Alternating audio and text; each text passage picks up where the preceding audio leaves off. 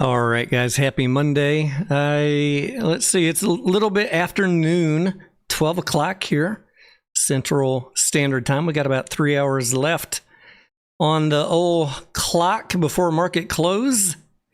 I'm sitting here with the little guy. Ooh, say hello, buddy.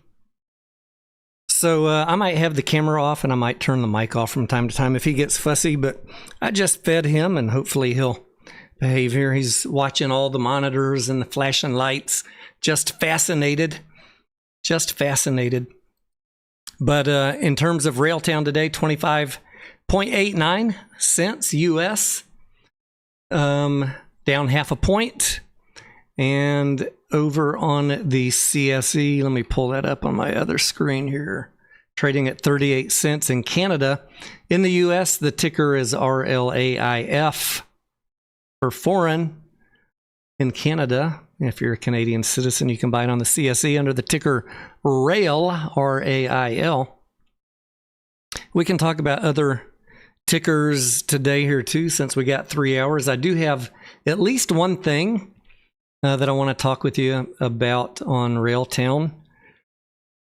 This company, while it is a pre-revenue company, and while we are waiting on revenue to be published or a revenue forecast from management, there's not a lot to talk about. I'm not going to fill your day with hours upon hours of AI slop and fanciful price targets.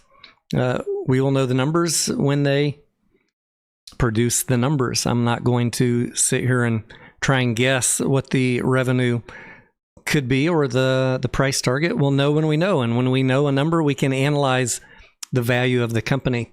I do think that there will be revenue or a revenue projection provided to us this year, and I do think that the ticker will re-rate on price based on that. How much, I don't know. Could be nominal, could be a multi-X 2, 3, 5. I don't know. I hesitate to guess without any management guidance. And keep in mind, anybody who's giving you numbers is guessing. And I don't like leading people on with fictional fairy tales. I like to have real data. And until we have data, I'm going to have my personal estimates be very conservative so that I don't overcommit to a pre-revenue company. But I have been buying. As you can see on the bottom of your screen, 90% of my buys on this company have been since December 2025. Oops, I just noticed the date here is wrong. Let's fix that. December 2025. Trying to keep my cost average under 30 cents. Oh, you're okay. He's got a little tummy issue he's trying to work through, if you know what I mean. I'm trying to keep my cost average under 30 cents. And just to minimize risk. I see some of y'all talking about fees. I know Fidelity does not have a fee. Schwab, Anya says, charges $6.95 for this ticker. All right, what I was talking about was a complaint someone had on StockTwits this weekend about the price not moving and executives just lining their pockets with bonuses and blah, blah, blah. I'm going to give you my 2 cents on that real quick. And Colt, you think you can you listen to the story again and laugh? Options and warrants is what I want to talk about, and executive pay. The executive pay here, the Railtown team, is very low, as we would want to see it in a startup. Look, I've seen way worse, 10 times worse in other companies. Even 10 times worse pay in companies that are losing money, like they're burning cash in operations. This company is trying to get a product launched. They're taking very low salaries, and they've mostly set themselves up with options as their compensation should things take off. So I'm not worried about executive pay. I'm not worried about bonuses. Haven't seen any evidence of bonuses. And options. Look, if the stock price runs up, then at some point in the future they'll be able to take advantage of that. But the recent grant of executive options had a exercise price of 50 cents Canadian, so those are underwater. Is that funny, Colt? And the average weighted of all executive options is 38 cents. So that's right where it's at right now on the Canadian market. So nobody's pockets are lined unless there's a lot of good news. And so I think that executive management is aligned with shareholders. The other thing that we talked about in June was warrants, how the June warrants were wet. Wow, yeah, they were well in the money, right, Colt? Wow, 15 and 25 cent exercise price. And that presented a warrant arbitrage opportunity. And so they went short the stock, most likely. Warrant holders, Railtown shareholders shorting the stock, selling shares. What, Colt? Colt says, but no one was selling. Yeah, someone was selling. The price does tell you something. Someone was selling. Most likely warrant holders doing a warrant arb. Then they lock in their profits. Later on, they exercise the warrants, close to expiration, get their shares, and close the short. Now, I just bring that up because we are looking at the next batch of warrants in December. But they have an exercise price of 60 cents. That is well out of the money. Is this not the same scenario as June? They're not in the money, so we don't need to worry about them unless the stock runs up, 60% or more. And are you going to complain if the stock runs up 60% or 100 or 150 or 180? You're probably not going to complain. So we'll address the December warrants if they ever get in the money. Right now, I just bring it up because it's not really worth worrying about. I get it. People are frustrated on stock twits. I get it.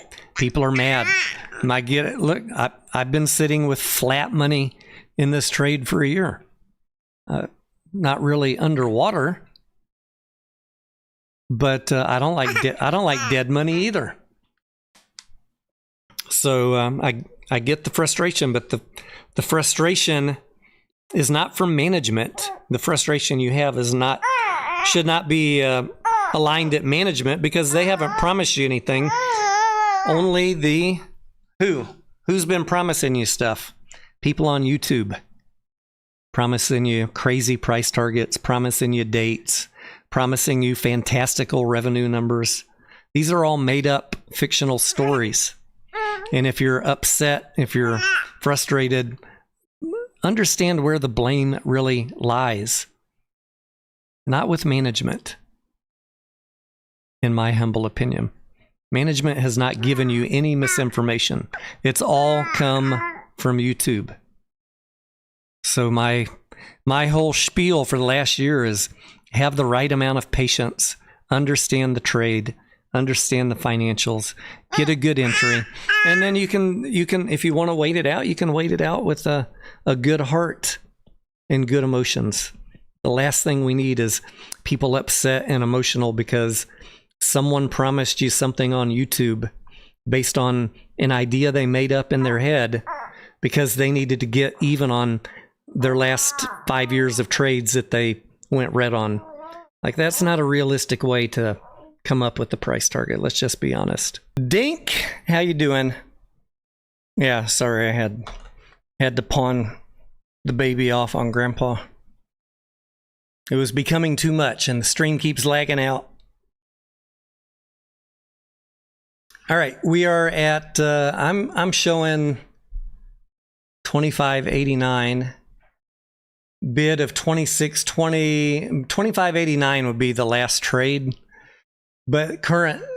Obviously, there's other trading going on in Canada, so they arb the price over here in the U.S. We have a bid of 26.20 and an ask of 27. So this may be right here is what you should be paying attention to more than the last trade. Very low volume today. 5,000 shares. 5,500. So the price won't update on my screen here until the next trade goes through. Quite likely it'll be somewhere in between here, but it really depends on what's going on in Canada. We got 3,000 on the bid, 5,000 on the ask. I hear a lot people saying that this is some short seller or some person selling imaginary shares, because there's always seems to be 50,000 of them available on the bid and the ask. It's just a basic market maker function. Someone has to provide liquidity, and they tell you how much they're willing to buy or sell at the bid and the ask. It's not anybody with synthetic shares. And man, it is so irritating to me that people lie to you guys about this. I'm assuming they're lying because they claim typically to be educated about how the market functions. And when they make up stories like this is a short seller or someone with fake shares, I got to assume based on their decades of market experience that they know better. So the only conclusion I can come to is they are lying. And I hate to say that about anybody, but what else? What other conclusion can we make? Let's see how we're looking over on the CSE. You can pull this up on the CSE.com and put in the ticker RAIL if you want to see how it's trading in Canada. This is the daily chart. Let's go to the 5-minute. You can see 38 cents Canadian. Volume in Canada, pretty low, 67,000. You know, generally it's about 10 times the volume in the US on the OTC, and that holds true again today. Let's go to the 5-minute. You can see a little bit of the chop here.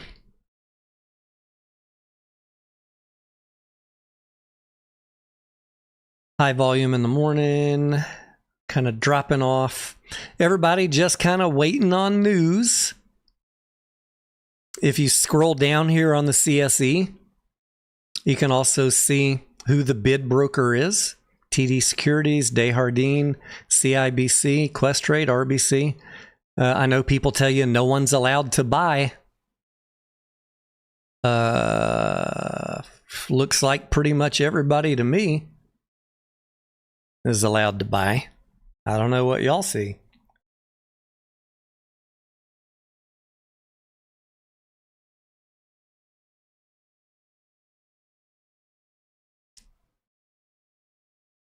You can see recent trades in Canada, who the buyer was, if they were not anonymous, who the seller was, which broker, in other words. You can scroll here and look at all this data. You know, data is really good for upsetting narratives of storytellers on YouTube, people that create false narratives. I urge you guys to use data. WD, Latimer, Instinet Canada, Virtu Canada, all of Canada is buying this thing. All of Canada is selling it. In the stock market, people buy and sell stocks. That's how we get a price. You can see nothing here is synthetic, naked. These are real shares trading back and forth.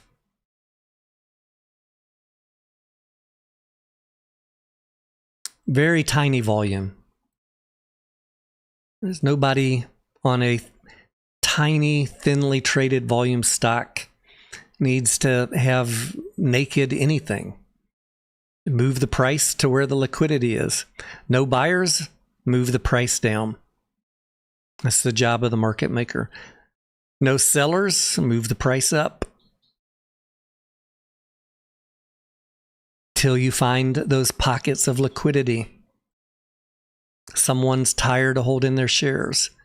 Move the price down. Move the price up to get them to unload. someone wants to buy, like look at all of us in the Discord, we're bottom feeders. We're willing to buy if they move the price down. They move the price down to where we're willing to buy, and what do? We buy it. There's always buyers and sellers. One of the worst narratives on YouTube is no one's buying, no one's selling. Anya, this is on the CSE. THECSE.com.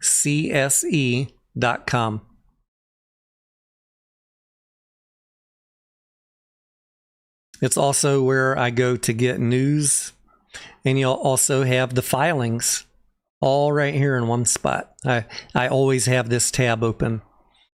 I refresh it pre-market, looking for news, looking for filings, and I refresh it after hours. Because sometimes these filings don't show up on the SEC or the OTC, but they will show up in Canada. And so if you're trading the stock or investing in it for long term, it's good to pull up Railtown on the CSE and then just favorite that tab.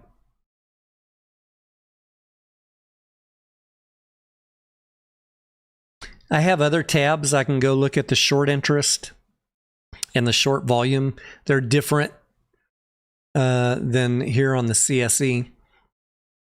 But I can tell you the short interest on this stock is almost nil. Almost none. This is not a short squeeze stock. It's going to be a stock that hopefully, eventually, one day, moves on news of revenue or revenue forecast. Let me see. I'll drop this link down in the chat for you guys.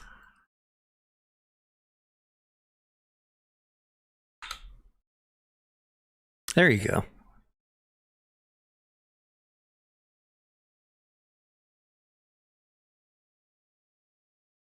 Remember, this is Canadian prices, that 38 cents.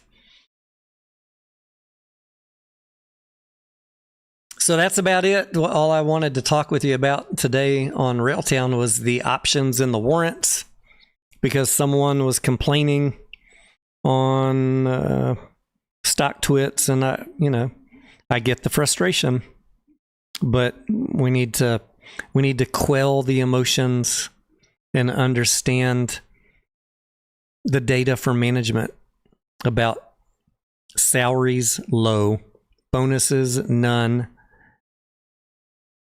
They're incentivized just like us. They need the price to go up to get their warrants, their options in the money. So here we go. Tick-tock, waiting on news. Will it be this week? I don't know. Will it be this quarter? I don't know that either. We'll find out together. All I want, ladies and gentlemen, is I want news before the AI bubble pops. Come on, Corey.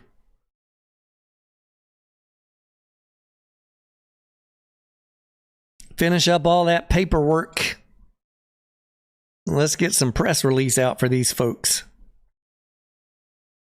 Anya says, I was wondering if people in Canada had ever heard of Railtown. If they're in the tech sector, Anya, or following the BlackBerry founders or TELUS, they have certainly, or AIP, or any of the executives that are in charge of those companies, they certainly have heard of Railtown. But Railtown needs to get the product in customers' hands in the TELUS factory or other factories, other hyperscalers, and start putting some revenue on the board. Once there's revenue on the board, then we get analyst coverage, or at least some press that the algos can pick up on. And even like if there's no professional analysts, there'll be people like me, amateurs, that can use those revenue numbers to calculate a valuation, a market cap valuation, and a share price valuation. We know that the BlackBerry founders recently invested 3.4 million Canadian in the company. close to the current price. That's a vote of confidence for me. And we know that the AIP deal, when AIP was acquired by Railtown recently, a large part of the shares that they're going to get paid in that acquisition are being held back, tied to revenue with different hurdles of 1 and 2 million ARR on the revenue. Everybody is primed for the price to go up based on revenue being announced. It's just tick tock, tick tock. When will we get the numbers, Corey?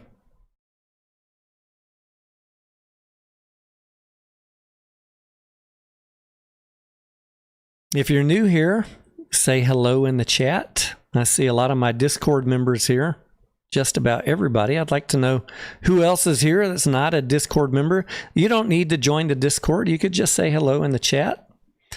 We're happy to have you if you want to. Discord is free. I don't charge for Discord. I often, because we have a new baby, don't have time to be making videos or live streams even.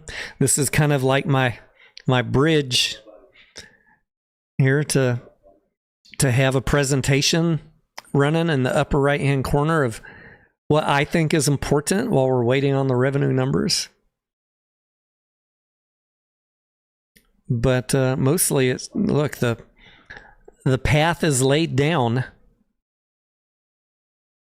We just need someone to grab our hand and pull us over the finish line, Corey.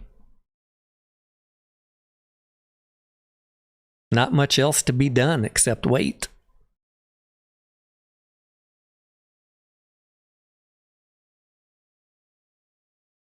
When and if the price moves, when and if the price moves up, I will not be giving you sell instructions. I don't tell people when to buy stocks. I don't tell people when to sell stocks. I'm not trying to move you from Railtown into another ticker. I don't care what you do. I will tell you what I'm doing. If you're curious, you could ask. Mostly we'll only be talking about it in Discord because apparently YouTube is really worried that somehow I'm going to influence you. So I guess you're on your own. You can listen to other YouTubers for instructions. They'll tell you never sell, never take a profit.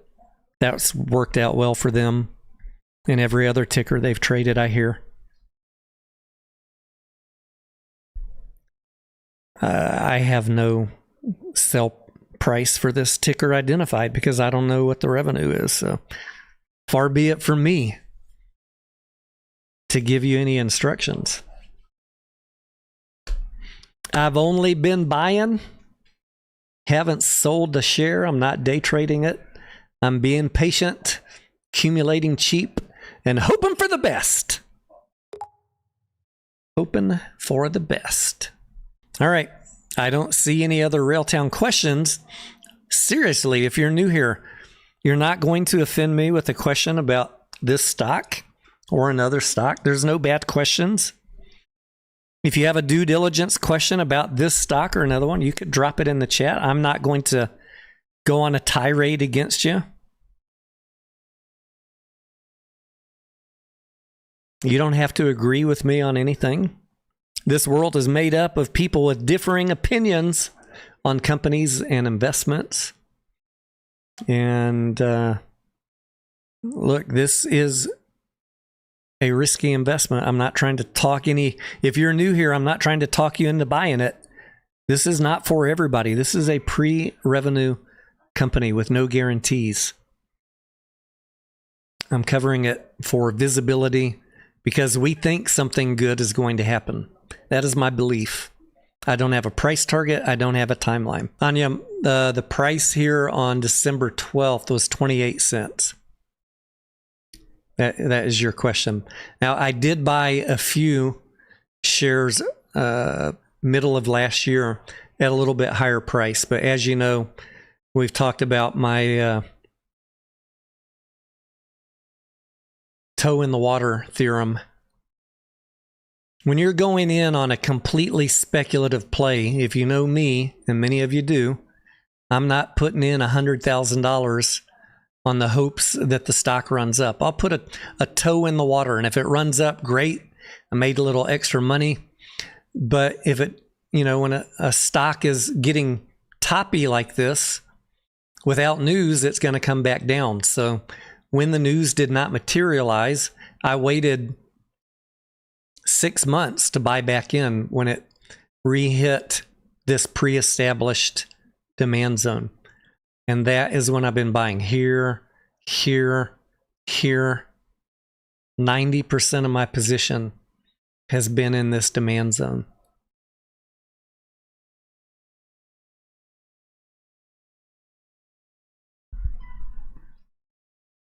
Sometimes toe in the water, you buy a few shares, it runs up. Well, shoot. It ran from 50 cents to $5, and I didn't own as many shares as I wanted, but, I 10x my money and move on about our day. But if I'm wrong and the price comes down because it was getting toppy on the chart, then I don't feel bad that I only had a toe in the water. I can have a more measured, emotion-free time to analyze, look for where's the demand zone, and just wait for it to come back down. And that's what we were able to do here.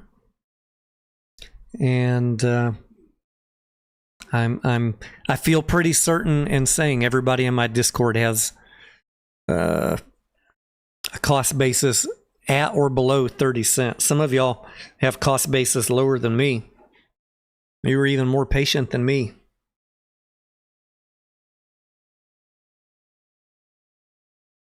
And that is all about managing our risk in case we're wrong.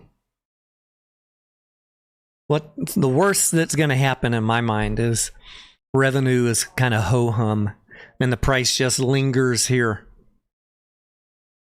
And then we can decide, look, if the revenue's ho-hum, you can decide, well, I gave it a try. The projections are weak and I'm going to move on about my day. That's it. You can decide that. That's on you.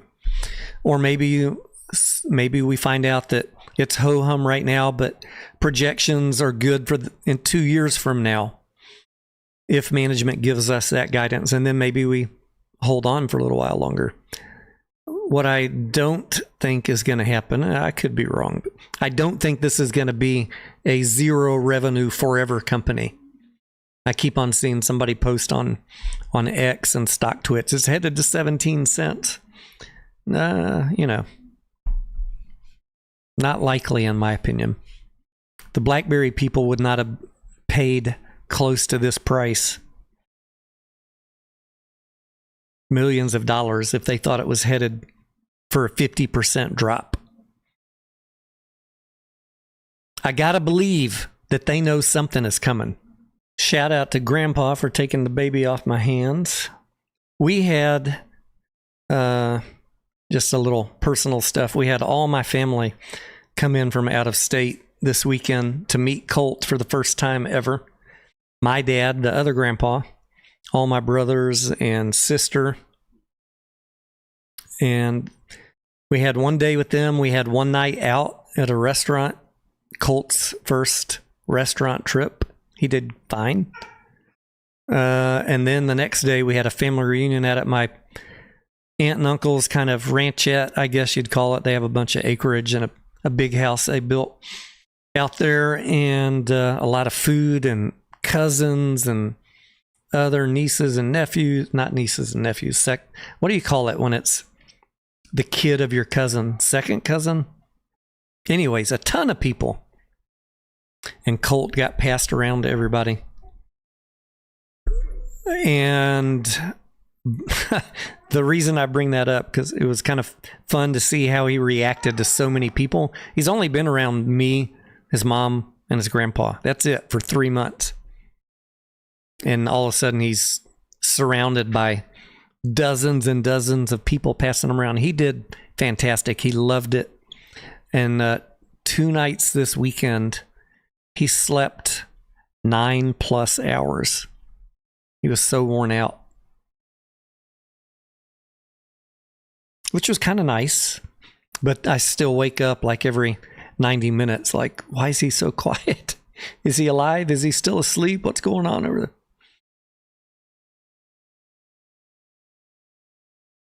John Chess, what's up? He says, would be great to see Sprott-like investment of management.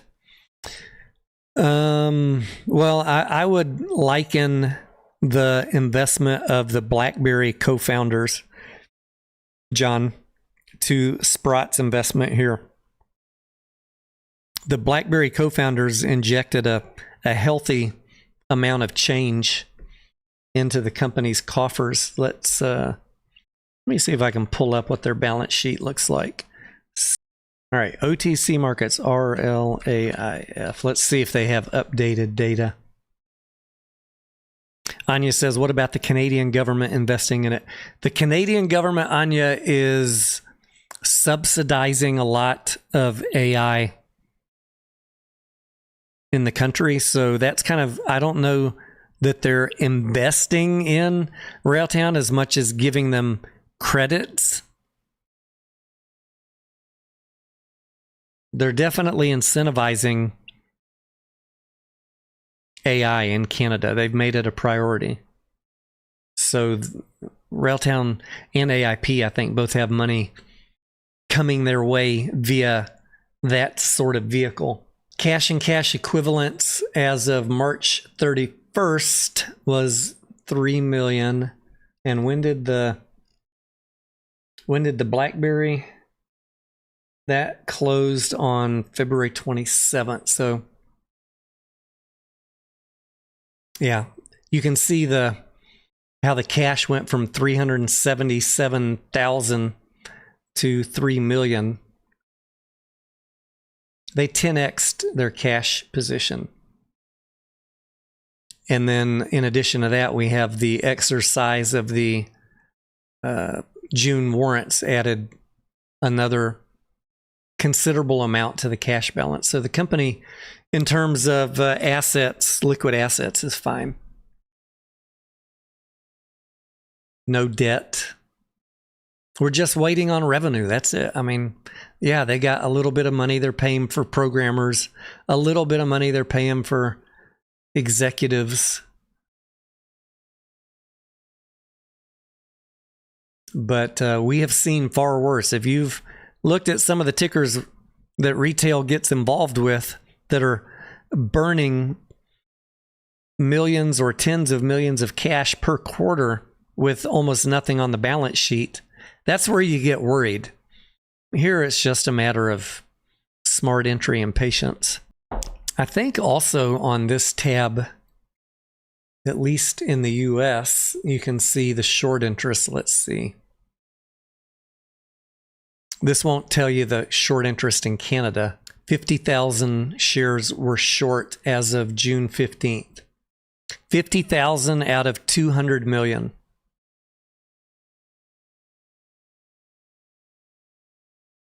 That was up 16% from the previous period. But I mean, if you do that in terms of percentage of the float, this is nothing. Almost nobody's short this stock. And, you know, it's not hard to borrow. So all the naked short nonsense, it just doesn't apply here. Everybody's just biding time, waiting on revenue.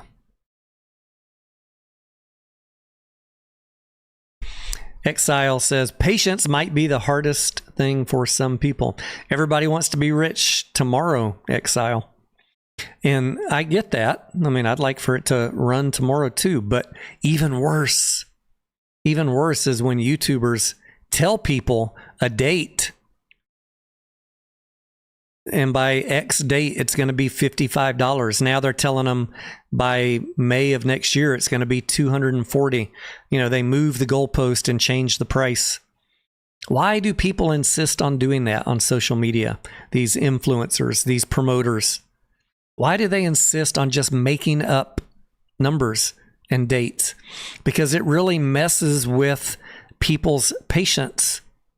It's a disservice. It's a detriment to your fellow investors, that your audience.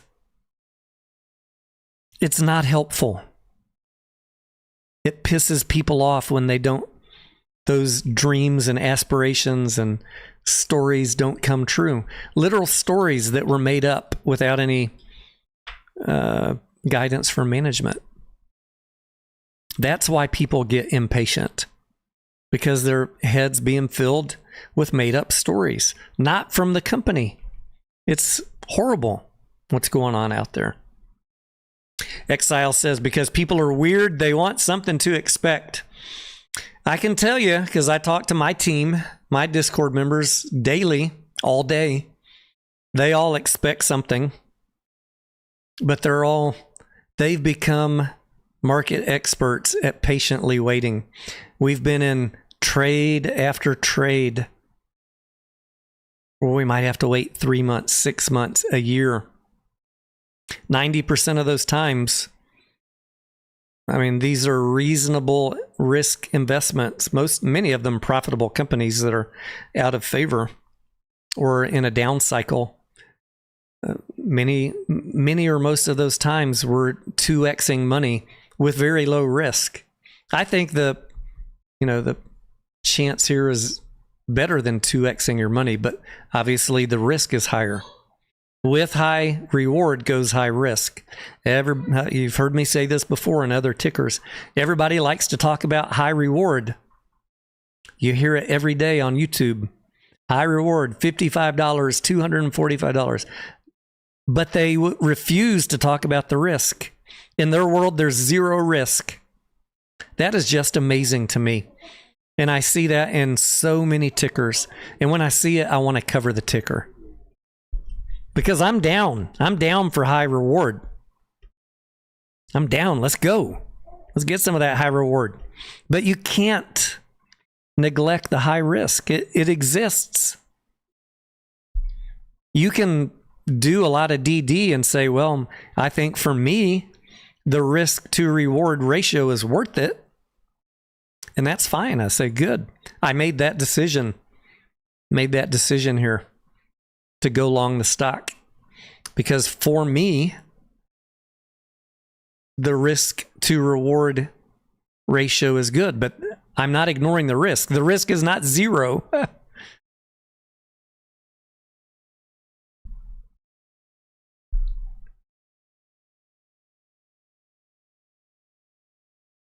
One of the biggest favors you can do for yourself is to be honest about risk assessment. I talk about it a lot because no one else will. I'm not talking about it to scare anybody out of any trade.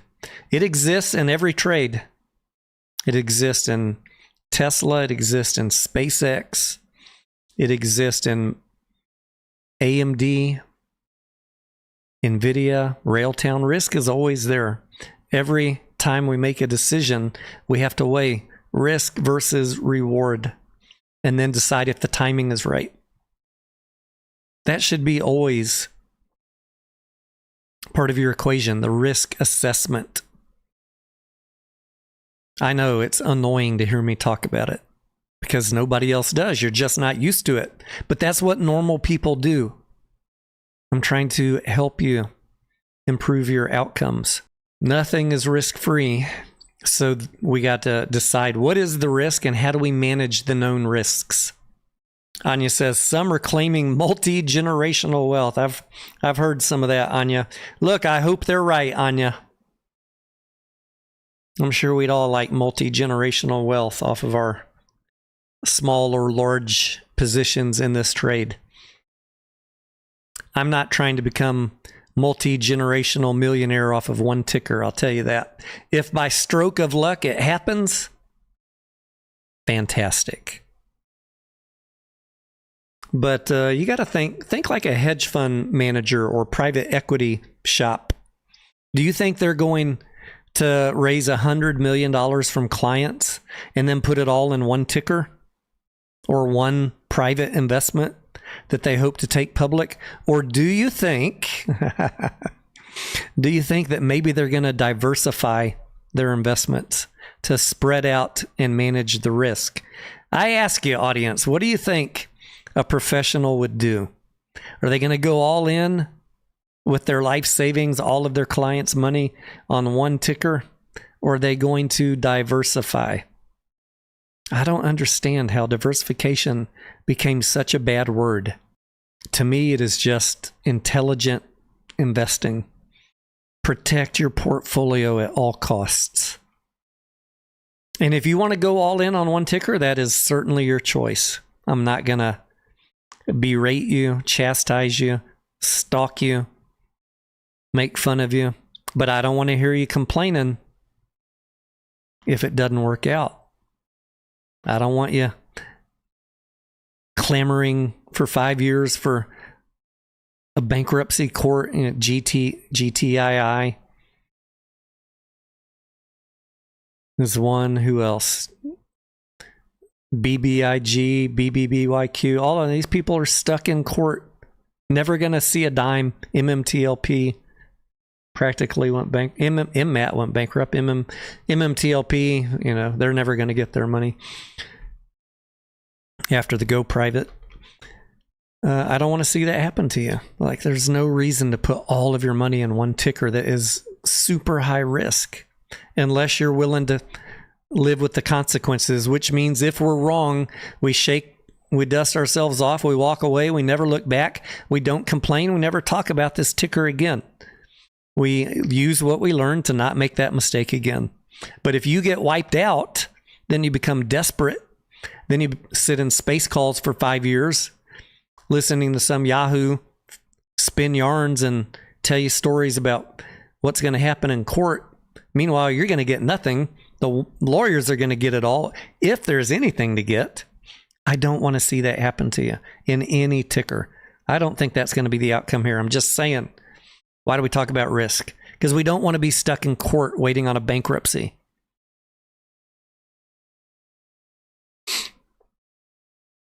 High risk, high reward. They go hand in hand. I wonder, with all this lagging out, how it's going to look on the replay, if I'll have to go in and edit out some quiet moments. Exile says, depends, Tony. Is there a brigade of pumpers on StockTwits? If so, I'd go all in. Yeah, I see that a lot on StockTwits, on many tickers. A brigade of people that are certain they're not going to be wrong. GDC is one of those where all weekend they were sure they were going to be rich.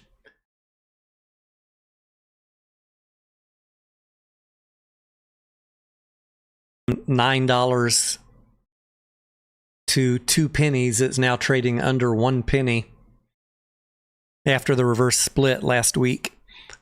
1 penny would be $2.50. It's trading at $1.96. So these people got wiped out from $9 to a penny, and now they're down another 19% today.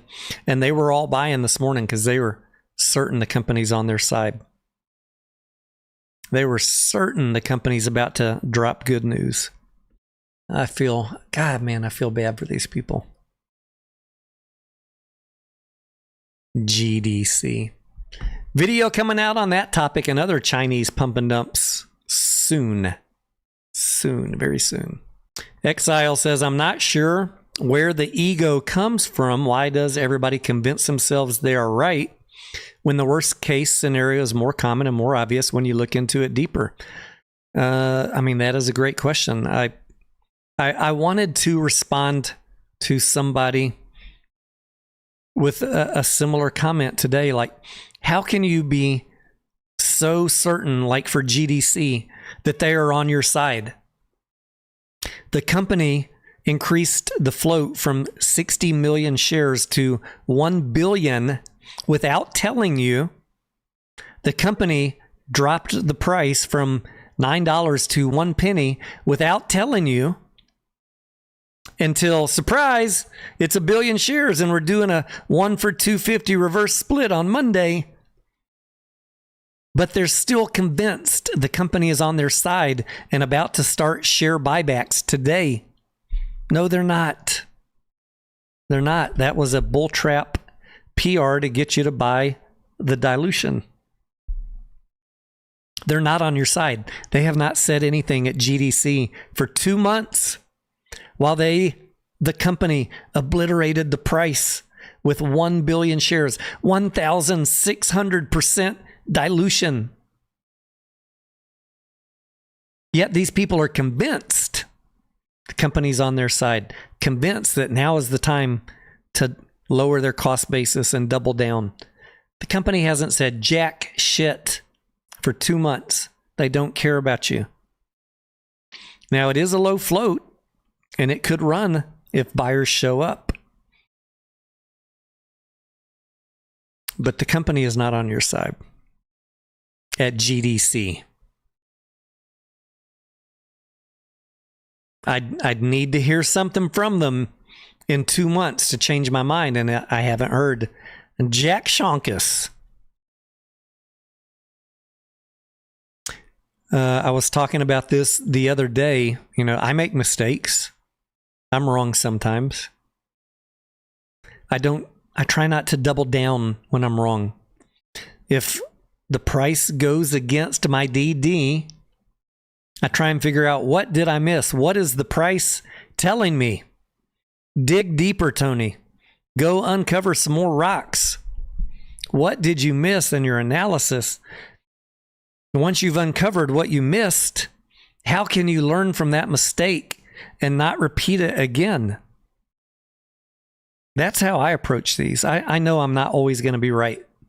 But when I'm right, I pat myself on the back for doing the good work. And when I'm not right, I try and learn from it. Not just, well, I'm already in for 1,000. I'm already in for 10,000. Let's go for another 10,000.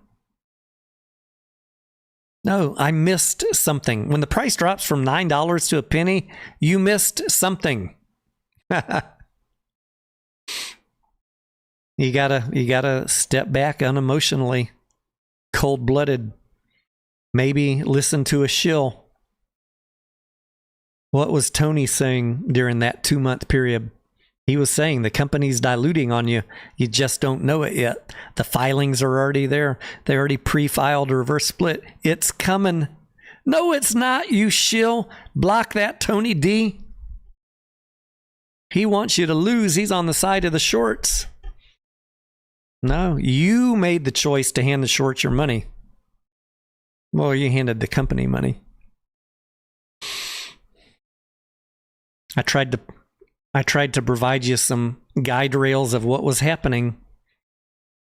My DD is often unpopular until it's too late, and then you find out, fuck, that guy was right.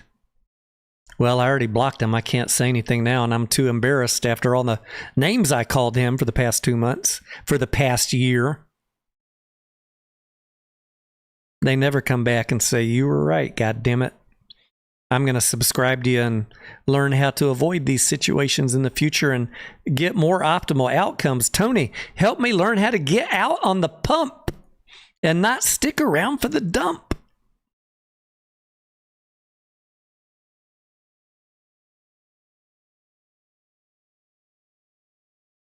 That is very observant on your part, Exile. You see what I see. Where does the ego come from on these people? Especially like, oh my gosh, man. Some of these people like in Genius Group or GDC, they lost in GTII. They lost in Finger. They lost in G-Bucks. They're down in GNS. And then they're going to tell me that I'm going to be wrong on GDC. Like, you've picked nothing but losers. Your ticker picker is broken. I told you on all of those tickers what was going to happen long before it happened, that you were going to get wiped out. But you still want to come to me on GDC and say I'm going to be wrong. Like, let's compare track records here. I'm going to look on one of my other monitors here and see how some of these other tickers are doing today. SpaceX down 3%, 156, close to the IPO price. Genius Group down 2.8%. They gave back all the gains of the past couple days. YYGH is up 21% today. Nice recovery on a low float post reverse split. Chinese pump and dump. They are still down from the pre-split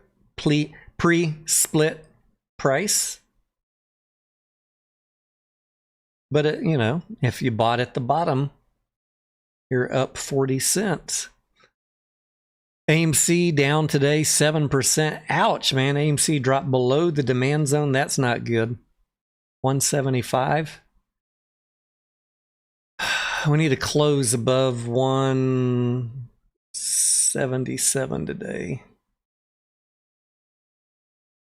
I did go through my Q3 forecast for box office. Shared those numbers in Discord this morning. Minions came in a little lighter than we hoped this weekend. Maybe, as the World Cup is winding up, and like someone said in Discord, now that Mexico got knocked out, maybe some people will go to the movies this weekend. We'll see. Q3 will be a little bit lighter than Q2, but hopefully for AMC anyways, not cash flow negative. Good chance it'll be break even. I'll remain hopeful to the bitter end that it's better than break even, but we will know mostly how Q3 looks by the end of July when we get Odyssey and Spider-Man numbers. We'll have an early signal about Q3 by the end of this month. I own multiple tickers in the sector. Don't worry about me with my little investment swing trade in AMC. I own profitable companies in the sector. We're going to be fine. We're already fine. AMC's been a fantastic trade since the end of March when we got back in. GameStop down today almost 1%, and they have a shareholder vote tomorrow. That will be what everybody's talking about tonight and tomorrow. Ryan Cohen pulled his comp plan off of the proxy, but we have a vote to substantially increase the authorized shares so that he can try and get this eBay deal done. And we'll see what happens. I don't care how the vote goes. I think that I'd like to see Ryan Cohen buy eBay because that'd be fun to report on. But if he doesn't buy eBay, that I think will also be bullish for the price of the stock. If the eBay deal evaporates, I would expect GameStop price to go up. It's being held down because of the market is not too keen on this idea of a highly leveraged newco. GameStop plus eBay. The market is not liking that idea. I get it. GameStop investors are liking it. The market does not like it. And so the price is being held down. I did buy some GameStop around $21.20, but I'd prefer to be buying it at $20. But just in case the eBay deal evaporates and the price pops up a few dollars, I wanted to have a marker on the board. Metals today, silver basically flat, gold is up 1%. I'm looking at the baskets of the junior miners. SLV is up 2%. Crypto, we got Bitcoin. It had a nice little recovery after a pretty bad dip a few days ago. Down to 57,000. Back over 63, pushing up on 64,000. Not too bad. Mr. Stav says he's a Canadian. Welcome. Welcome. I can't remember if you've been here before or not. I think you have. MC says thoughts on AMC's price action. So here is my chart on AMC. You guys already know the story here. We were out of the ticker for close to 2 years. Even though I provide reporting on it, I was not owning the stock for reasons I talked about for 2 years. We bought back in here at the end of March, exited swing trade 1 right here. If you're in the Discord, you got the blow by blow, hour by hour during this 2-week period. 100% run up.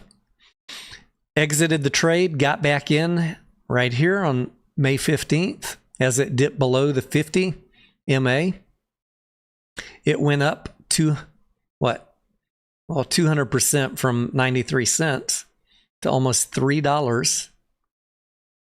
I had June, July, August call options, made hella gains on those, sold them, took the profit.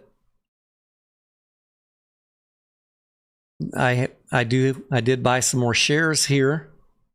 So I have shares at $1.29, $1.77. With all the gains on my call options, all of these shares are free at this point. My cost basis, if we're just looking at hard math, is $1.45, but I made so much profit on those call options closing them out that all of this is free. So am I worried about the price? No. Because we're trying to manage risk, take exits. Well, I have highly leveraged derivatives and the price is pushing up to the supply zone. I'm going to take the profits. Down here, I added September $1.50 calls. So I have August and September calls, and I need to do something with the August soon in the next 2 weeks, maybe in the next week. So I would like for the price to move up. I don't want to lose money on those. But what is going on with the price is your question. Maybe people are seeing what I'm seeing, that Q3, might be a little bit questionable. Break even at best.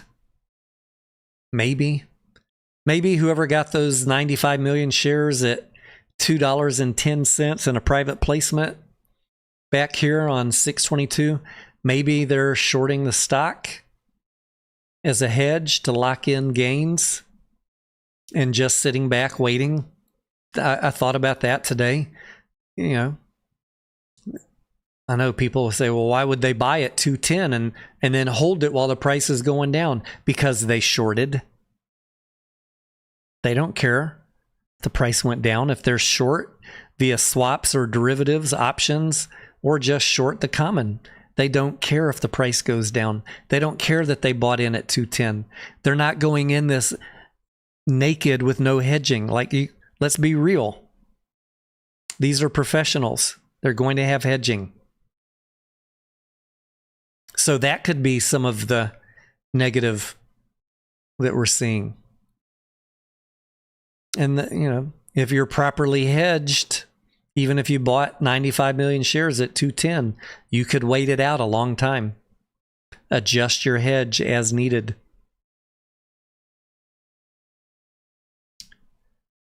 It doesn't make sense for me to drive the price down much below this demand zone, though. So I'm really hoping that we get a close over 177, but I don't know. I mean, the next area, kind of where my cost average is, 145, 155. I don't want to contemplate having to go here. Could it? Maybe. This is not a trade for the faint of heart. Not a trade for everybody.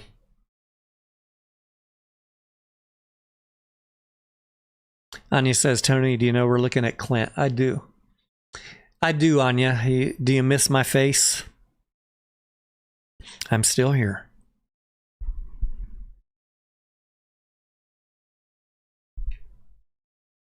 Anya says, some assume when you report on a ticker, you are promoting it. I know. I hear that a lot.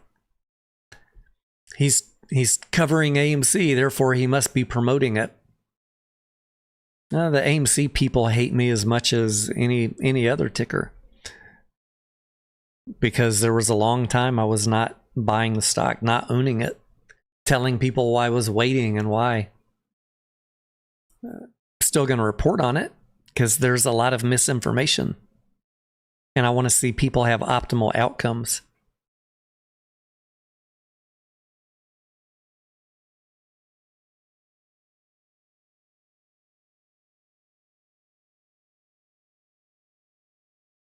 I have Clint on there, Anya, just to make it. It's not really about me.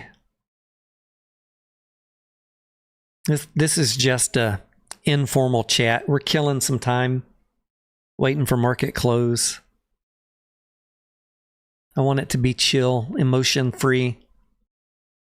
You guys throw up some questions. I'll do my best to answer them.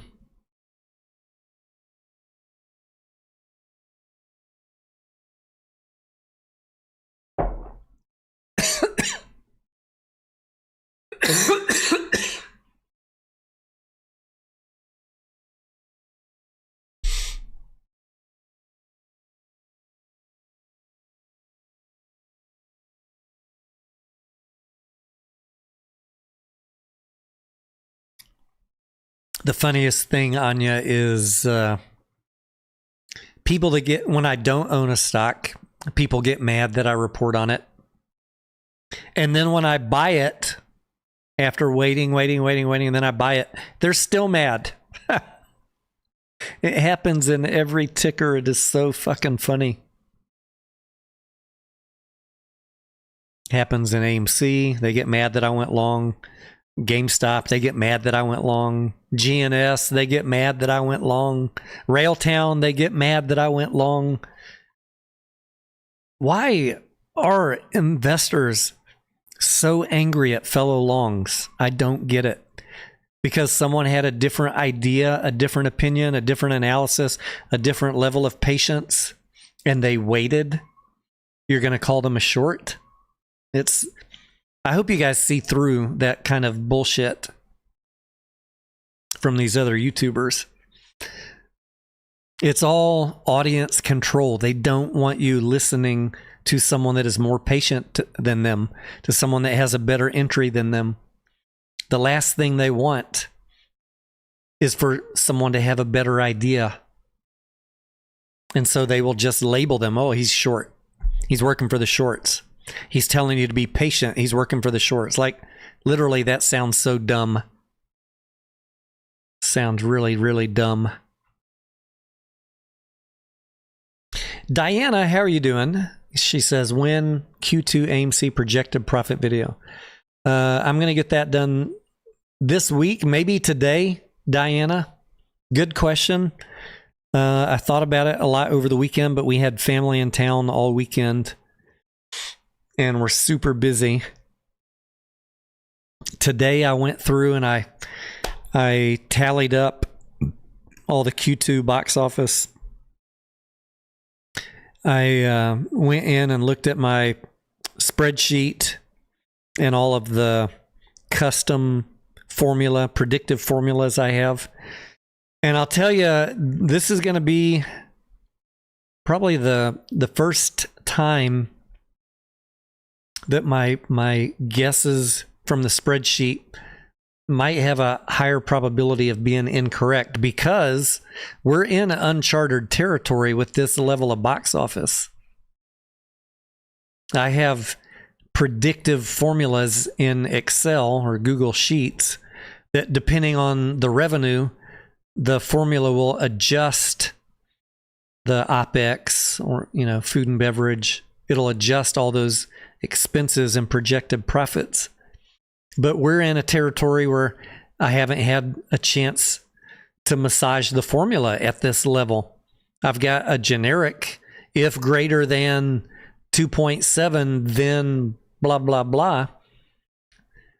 We're at 2.97 billion box office. So I'm kind of excited to see where the numbers come in for AMC when they report in 6 weeks.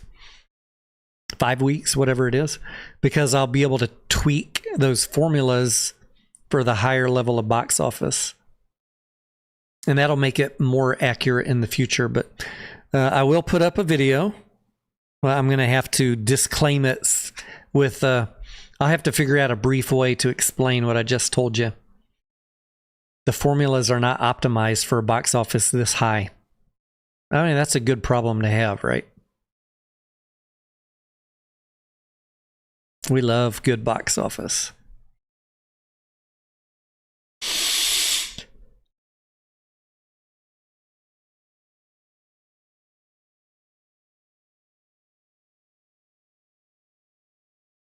Railtown volume today just dead.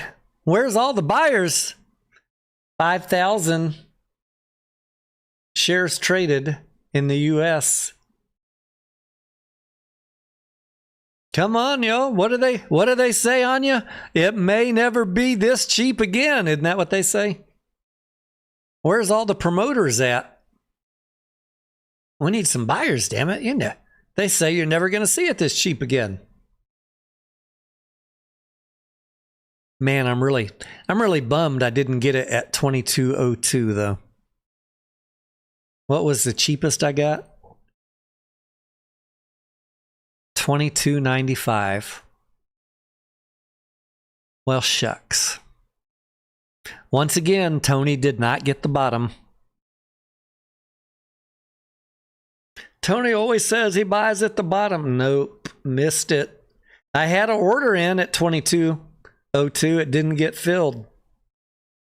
God dang it. MC says he bought today. Thank you, my friend. Maybe we should run a poll.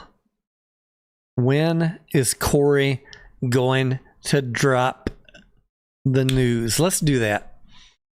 Let's do that to kill a few minutes. Poll, start a poll. When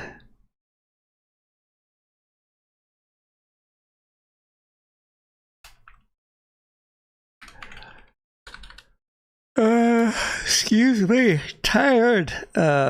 July. Let's just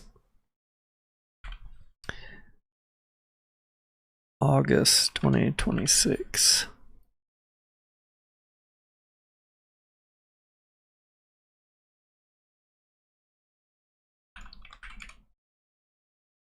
All right, let's see. We're going to memorialize this with this video. Let's see which one of you gets it correct. Now, I can't see what you're voting, so you can type in your vote in the chat, and that way we know how you voted. We'll see who gets a prize whenever the news drops. Diana says, excited about the July 31st to August 10th trading window. Odyssey, 100 million opening, then Spider-Man 220. Parlay some solid earnings, and AMC should move up significantly. I did publish in the Discord all of my updates. I had to massage some numbers, Diana. Let me pull those up, and we can look at them together real quick.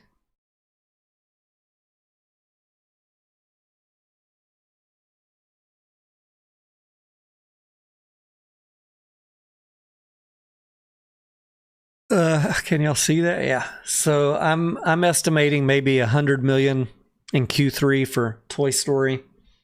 Supergirl's already burning out. We get a little bit for Obsession, Disclosure Day, Backrooms. These are all the tail end of Q2 bleeding into Q3. Minions and Monsters only brought in 61 million over the 5-day weekend. I had it at 68 to 87. So it underperformed.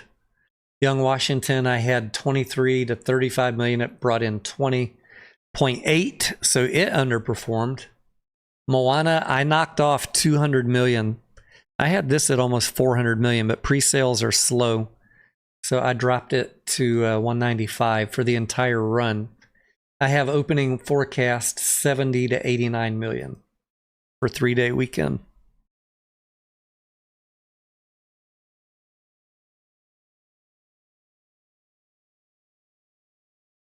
Moving down to Evil Dead Burns, 60 million is what I have for that. The Odyssey, I increased by 80 million. I had it at 350. I bumped it up to 430. I know it's got a lot of controversy, but I think people will still go see it. We got a hole here we need to fill. Spider-Man, I think I decreased it 30 million. 570 would be beautiful if we can get that. So basically, Q3 is riding on these two movies. These gotta hit. I don't have a 3-day forecast for Spider-Man yet. I need to go work on that before my video. What else we got in Q3? Small movies. This is kind of a rom-com, one night only.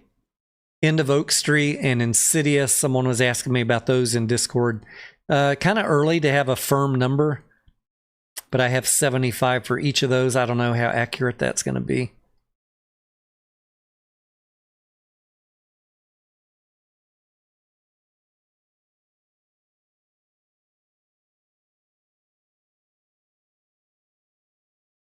Resident Evil, I have at 125.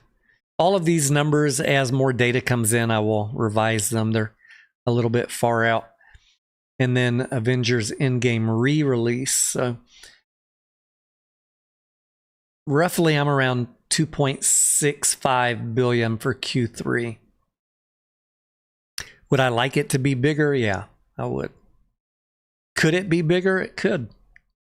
Spider-Man and Odyssey are gonna sink or sail us for Q2.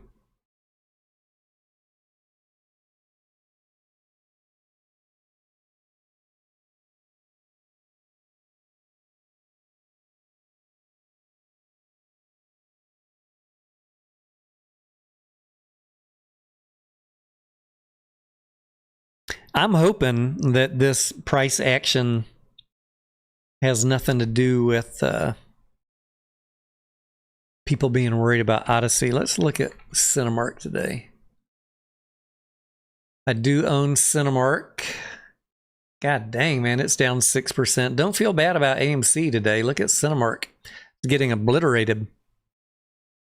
It hit our price target, and it's just been getting crushed since middle of June. I got in at 21.76 in December. So yeah, this is not just AMC that's getting crushed. Let's check MCS. Marcus Corp, I own this one also at $13.95, and I added at $17.81. It also hit our price target. Both of these were 2x plays. Well, no, Cinemark was not quite 2x, was it? MCS was a 2x. Still holding the shares. I still think this is going to be a good year. Profitable companies, Cinemark and Marcus Corp. Down 3% on the day, though. And then the other one that we look at is IMAX. I do not own IMAX because it's a little pricey. But man, is it getting spanked. Down 7%. Holy cow. A little more down and I'll buy it again. Come down into the demand zone, baby. 33 to 34. I'm going to set an alert for $35. To remind me maybe to add some.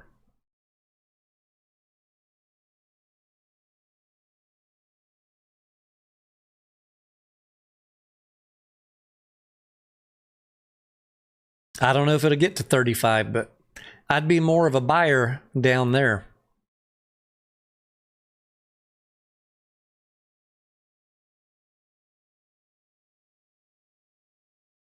Supply zone, we can move that up here now.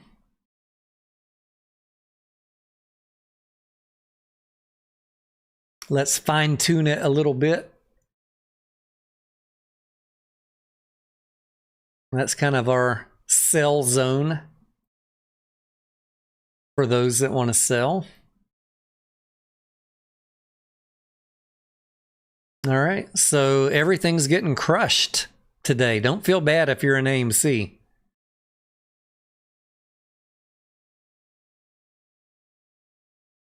Something else going on. What's the SPY looking like today? It's green. Yeah, there's something going on with movie ticker stocks today. Oh, well, that's why we what? And diversify and get a good entry. Are you with me? We got 2 profitable tickers with good entries from the end of last year. Well up on those. Very safe trades for the remainder of this year. Even if the little bit of chop right now, it don't matter. Those stocks are going to do fine. Cinemark, IMAX, Marcus Corp, they're going to do fine through the end of this year. And we got to look and see how Q1 looks, obviously. Maybe we take profits at the end of the year. I often do. But that's why we trade those, because we're paying attention to the box office. We can also time AMC. And we've had some great trades on AMC since the end of March.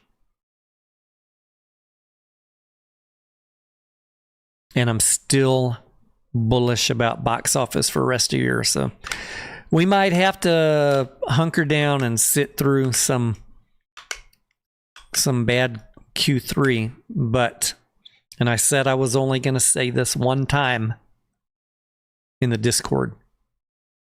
Last week I said I will only say this one time. But I'm going to say it one time today for you, because maybe you're not in the free Discord. Yes, Discord is free, including the AMC room. Not all rooms are free, but AMC room is. I said, don't forget, there is a shareholder meeting in September, and there will be a proxy coming out probably in July.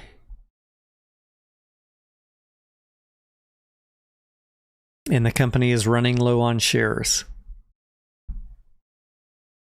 That's all I'm going to say, and I will only say it one time because I don't want to be accused of fear mongering. But don't let it be said we never discussed this topic.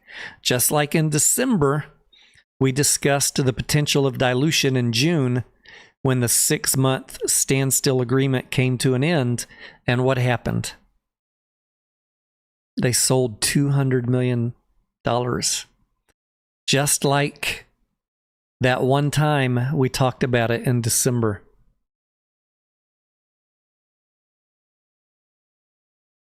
Now, I don't want to be Mr. Sky is Fallen, so you're not going to hear me talking about this all the time. But don't say you weren't forewarned about what might be on the proxy.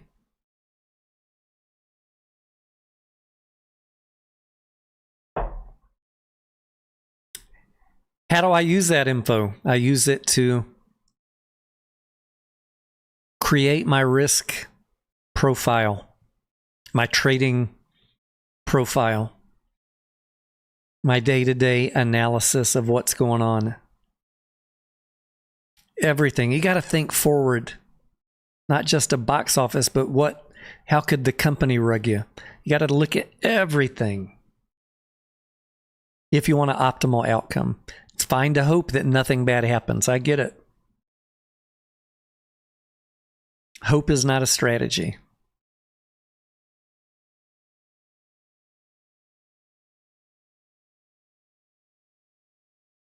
I do not rely on luck. I rely on hard work, no emotions, and a lot of hours of due diligence of my own work, my own thoughts, my own research, not in the rainbow and unicorn crowd, but my own bubble of what is most likely to happen. What is everything that could happen? And then what are the probabilities of each of those things happening? Then you have a full picture, a full, what do you call it? That little board that the painter has with all the colors on it. What do you call that little thing that Bob, what is it? God, I can't even think of Bob, not Bob Villa, the happy little clouds. You want all the colors on your board. Another t-shirt. Hope is not a strategy. Anya, we're coming up with some humdingers here. We need another t-shirt that says, my ticker picker is broken.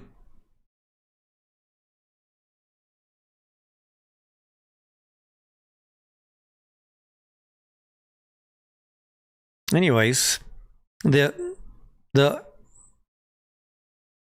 colors on our board are more than just green. We got a palette. Yeah, thank you.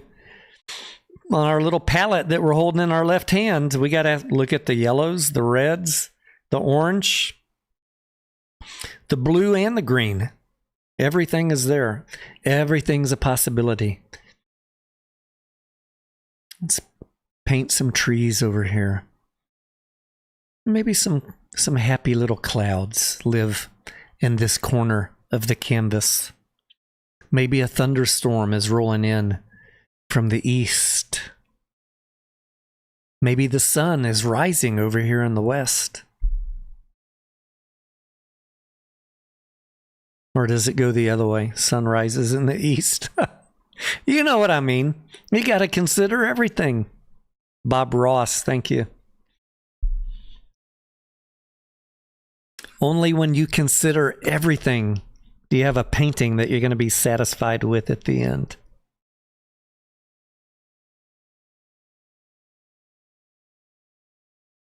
I used to watch Bob Ross every now and then when I was little. There wasn't that many channels to pick from back then. You watch on the weekends, you'd watch some John Wayne. You watch some Bob Ross. You'd watch some Bob Villa, This Old House.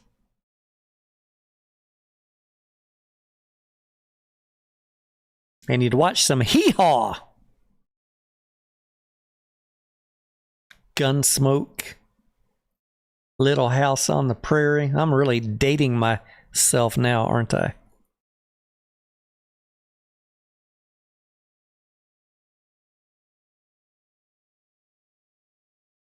Anya says, it makes me think of that Chia Pet of Bob Ross's head, yeah.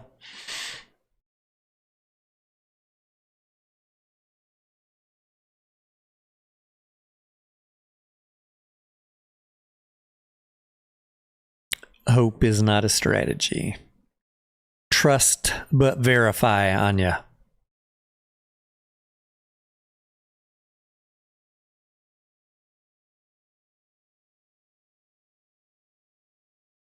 All right, has the price moved at all?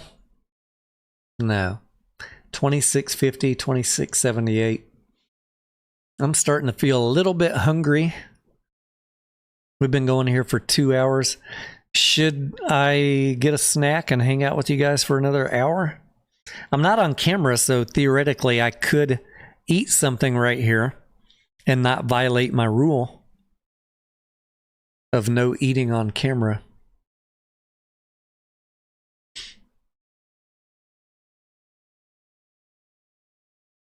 Do you know when you're when they're making a movie and they're at the dinner table, often the director will tell you, don't actually put food in your mouth, please. You got to say your lines. Just pretend. I always look for that when it's an eating scene. Are they really putting their food in the mouth? I mean, you're really committing. The director's letting you go all in if you're actually putting the food in your mouth. Normally, they'll tell you, do not. Plus, I mean, you got to shoot the scene so many times. If you're eating the food, then the crafts people are constantly having to reset your plate exactly the same so that you have continuity between all the scenes. You got to shoot from one perspective, then you got to shoot the other direction, then you got to get your wide shot. You can't have the plate looking different over the course of those 3 hours of shooting. Might take you 3 hours to film a 1 minute scene because you got to film it 3 ways.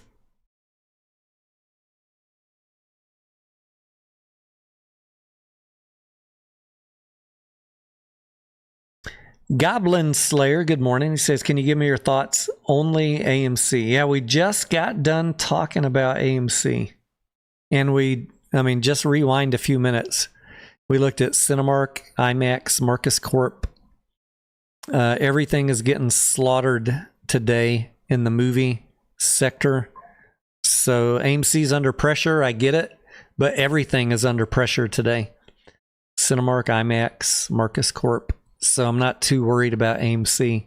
I I'd prefer all of them be green, obviously, but this is not somebody selectively picking on AMC.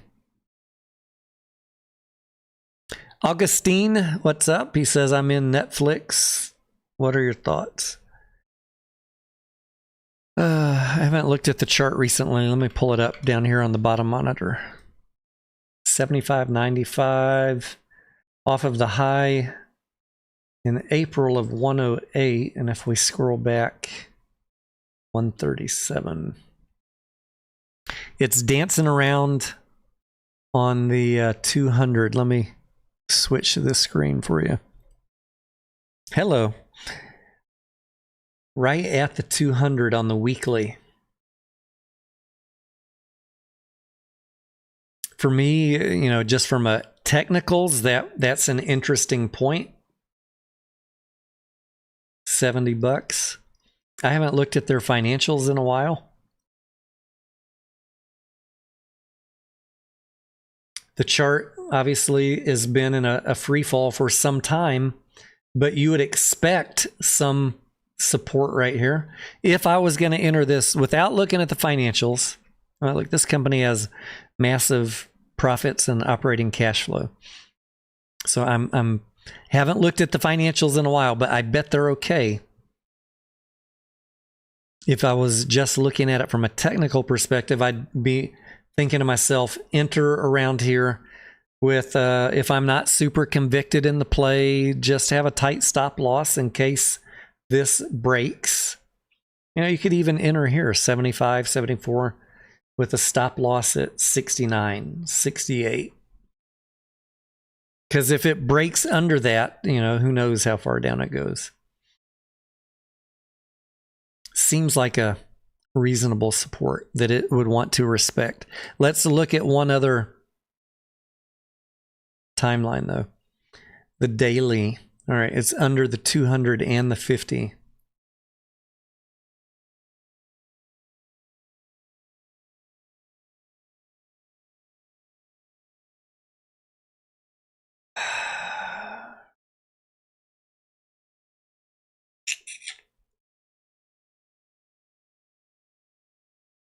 You know, for me, I would want to go in and look at the financials. There's so many levels of different support here, but what's been making it go down? I don't know. I don't pay attention to Netflix. Big shows lose viewers. Netflix has crashed 42% in 12 months. I mean, I like a good stock that's getting beat up. Well, it might be time for me to go crunch some numbers and look at it. Because when I look at the chart here, where do I pick? Where's the support level? 67, 58, 54, 35? Surely it's not going to go that low. PE right now, trailing 12 months is 24. Forward is 21. Let's do one thing.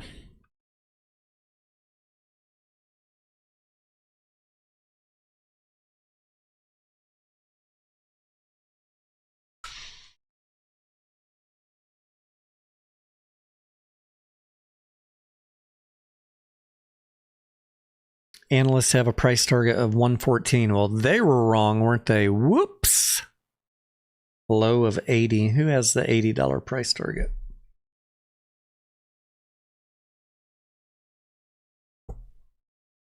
Nobody recently. Well, these analysts are eating crow right now, aren't they? Revenue, fine. Operating income, fine. Net income, fine. Free cash flow, yeah. I mean, it's slowing down. They got a problem they need to fix. I like stories like that. If you've been around my channel, I'm looking for companies that are in this exact situation. They're getting beat up in the short term. We assume that management is not idiots and that they're going to come in and fix it at some point. And so then the only question is, where is the bottom at? Net cash, debt. They have debt, but the balance sheet's fine. Got plenty of cash. Current liabilities versus current assets, 17. Yeah, balance sheet's fine. Operating cash flow positive, free cash flow. There's nothing wrong with this company. It's out of favor. So I like the story. I'm going to add this to my DD list for this week. It's just picking the right entry and being patient for a year or two. I don't know where the bottom is. How bad are the shorts going to attack it? How negative are people going to get? How much profit taking is going to happen from people that were buying all the way from $16 to $134? At some point, that'll stop and it'll move back up. I like it.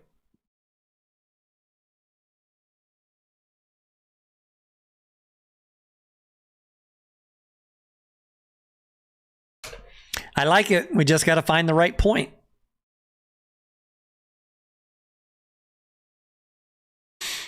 Maybe Anya, we have another bottom feeder extravaganza going on here with Netflix.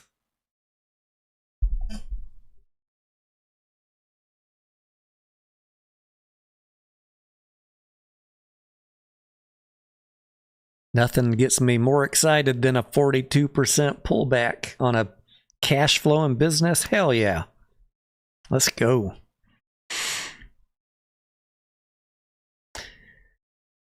GME getting in the green, John says. In the green direction. It has been moving up all day from the lows. Come on, GME.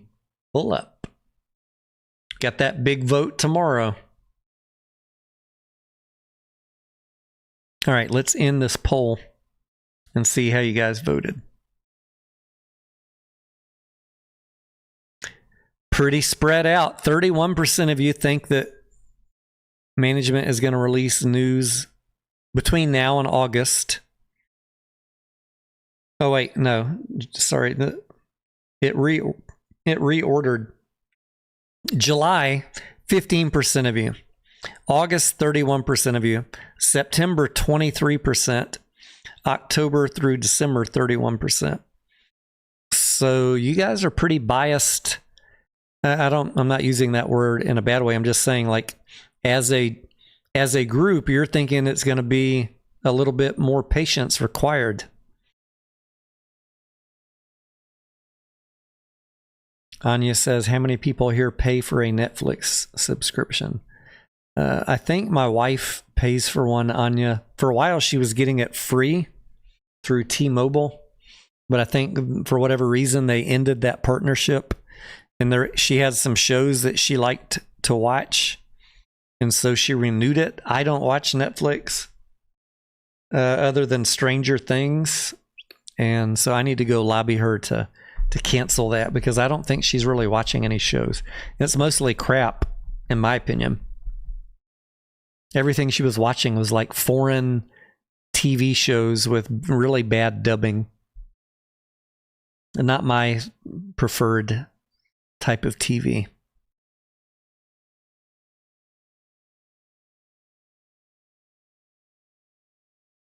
I did sign up for Disney a couple months ago to get caught up before Mandalorian and Grogu. I watched Boba Fett. I watched all the Mandalorian. Then I watched Andor.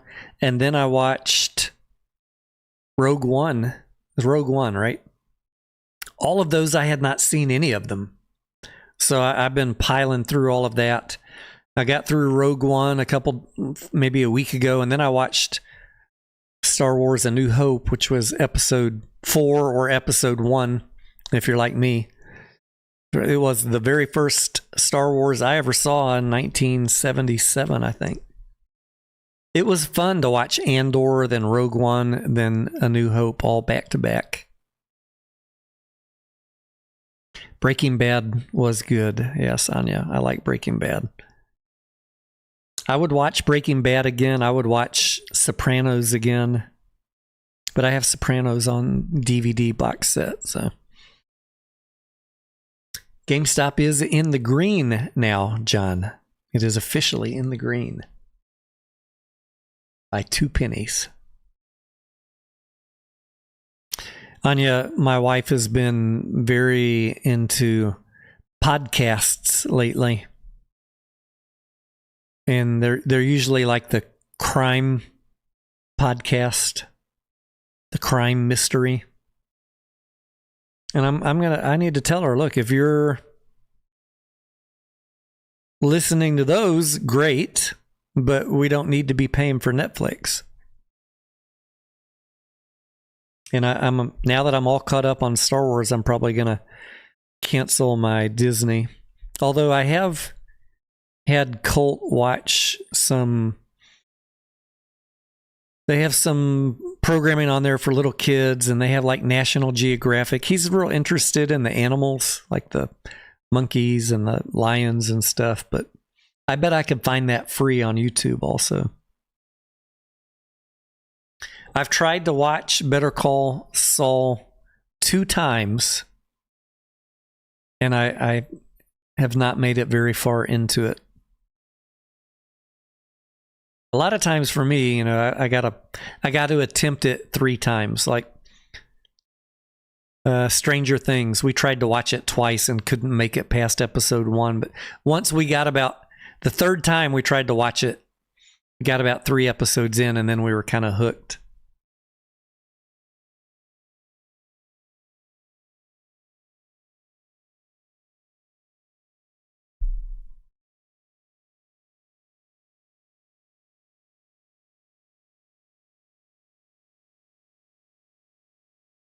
If Augustine is still here, how are you doing on your cost basis for Netflix? Just out of curiosity. Like, did you buy it down at 16, 20, 30 bucks? Did you buy it at 120? Or are you buying right now? Yeah, I like the actor for Better Call Saul. I like all the actors that are in that show. And I like the concept. I don't know. We're kind of in between shows right now. Maybe I should run through that one real quick before she cancels it. The only thing we're really watching right now is Dutton Ranch on Paramount Plus.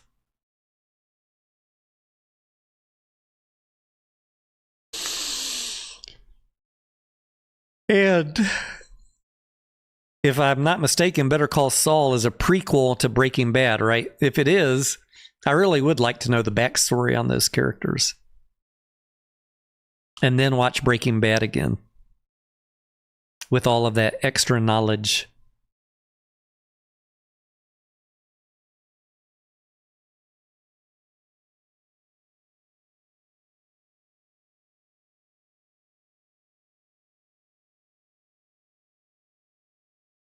I don't think my wife has ever watched The Sopranos all the way through.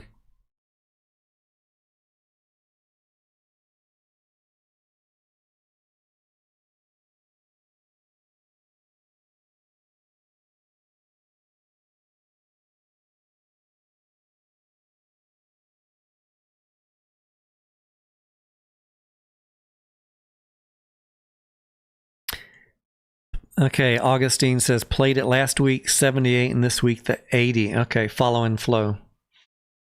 All right, well, you're not in a bad spot. Hopefully. I mean, I don't know.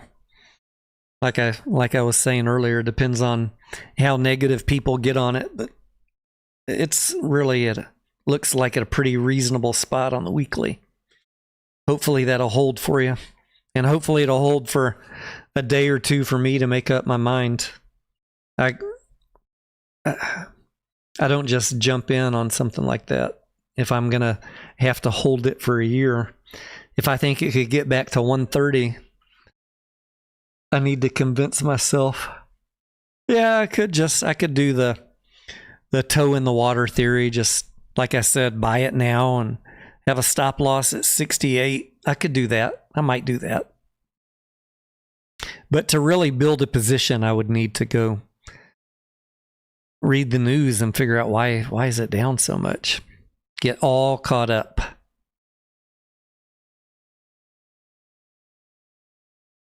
Thank you, John. He says, no spoilers, but mainly yes on Better Call Saul.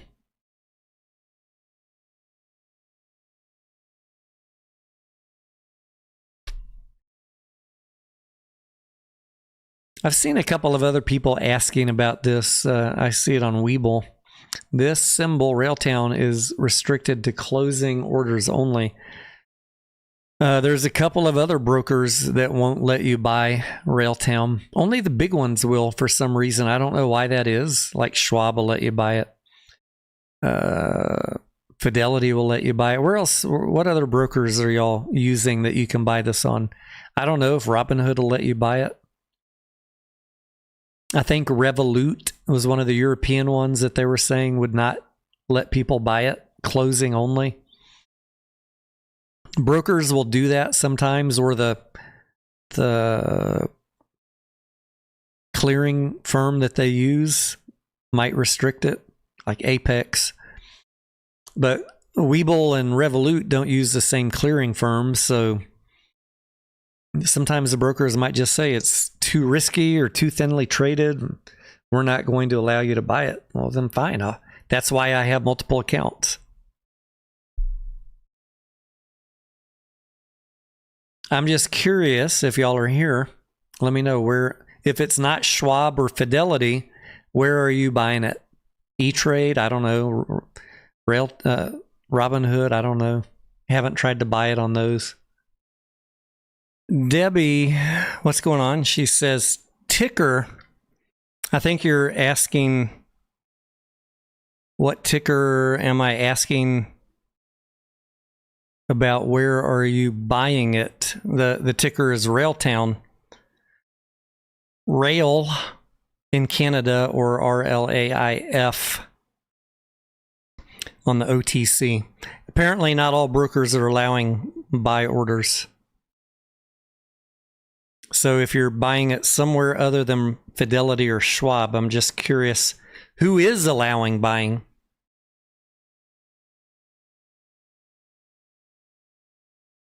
Anya, all these brokers are in cahoots with the devil, Anya.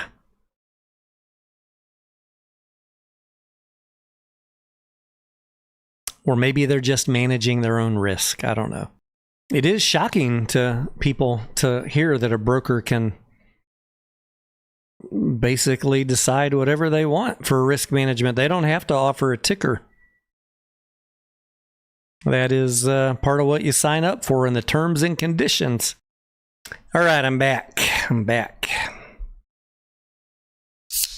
Open up a diet soda here.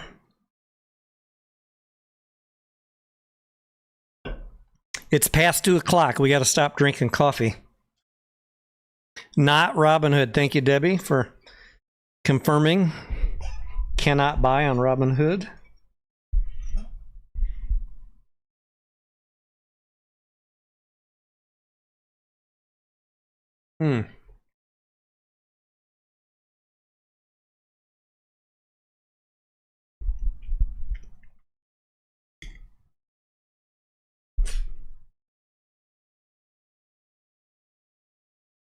You know what else I wanted to check?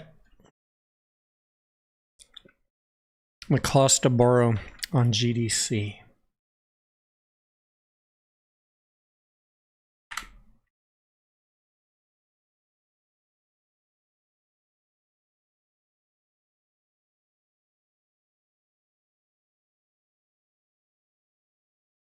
It was at like 600% last week. What do you think it's at today? Stock is down 19%. They say the shorts are screwed because the cost to borrow is 600%. No shares available. What do we find today? I don't know. Wow. 32%. Amazing. Huh.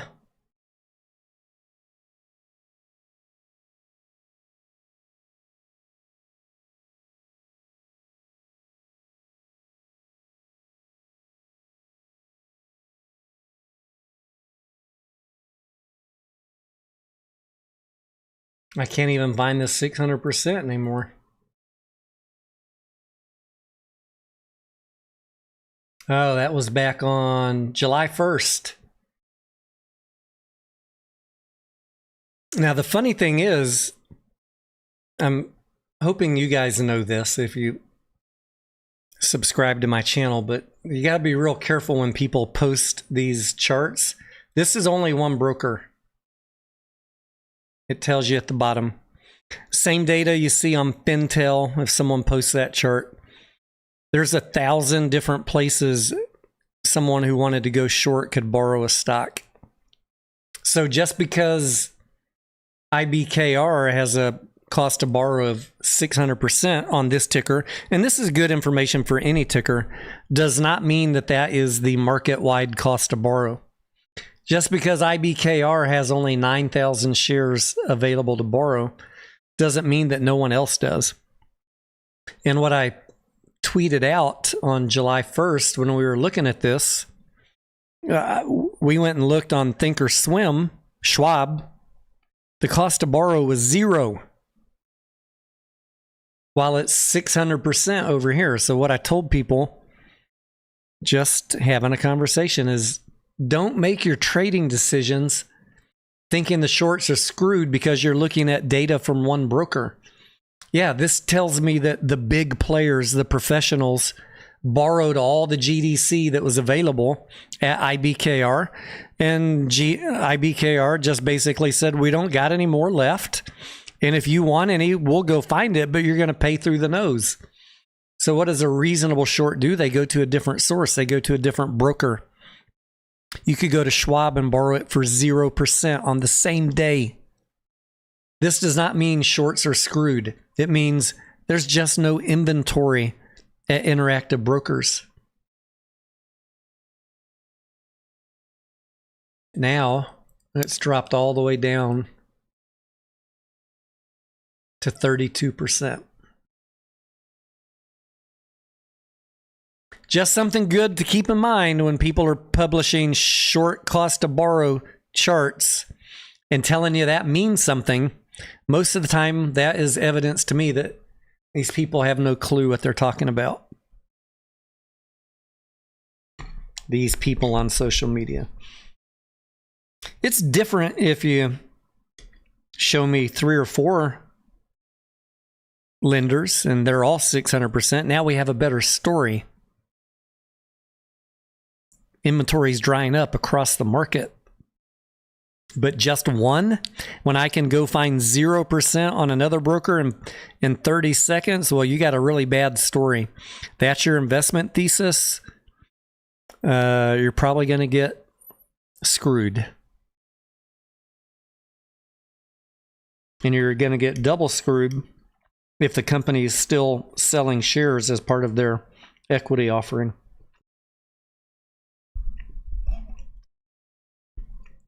GDC was the ticker we're talking about.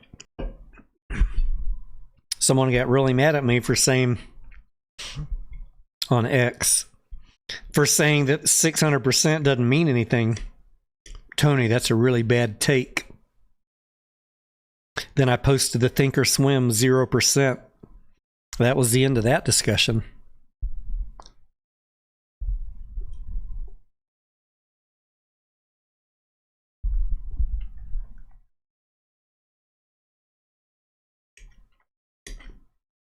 The more you know, the better your outcomes will be.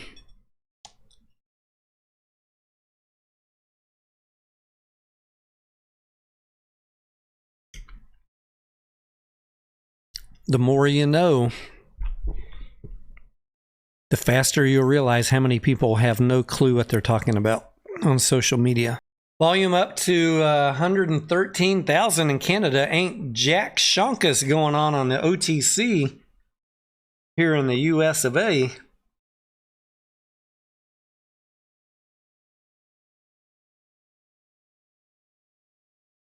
Happy July 4th. Happy 250th to all of you that are here in America.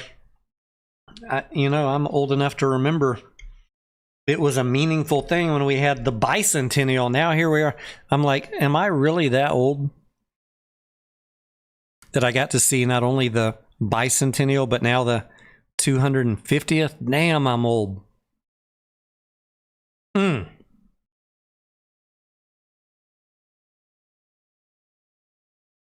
Remember, if you're old as me, they had special coins for the bicentennial quarter. We used to collect coins back then.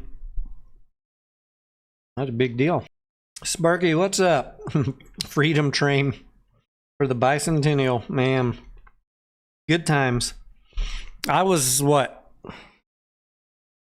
That was 1976. I was about 9 years old. I've been talking to Sparky about GameStop. I think he's of the same mind as me that if Ryan Cohen gives up on eBay, GameStop's going to go up.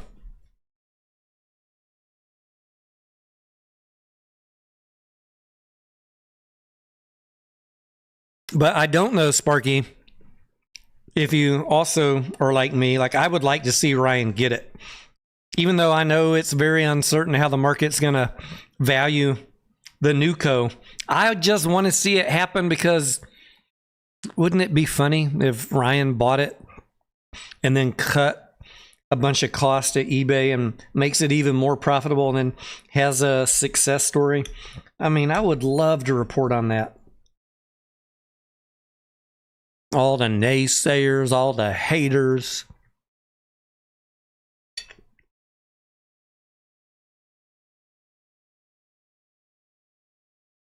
Prove them all wrong. Hopefully he's getting some good coaching from his best friend, the king of leveraged buyouts, Carl Icahn.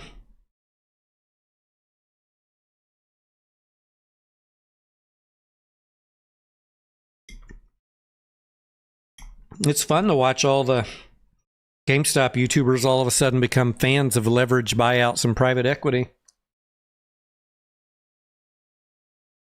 Now they're in favor of dilution. I mean, the GameStop evangelists are in the temple overturning the tables themselves. Dilution, hell yeah, more. Give us more. Leveraged buyouts, yes please. 20 billion in goodwill, I'll take that. Turn that table over. I want to see it happen just so I can hear all these people walk back everything they've said for the last 5 years. And then I want to see Ryan actually fix eBay and drive some shareholder value for those of us that wait and buy it cheap.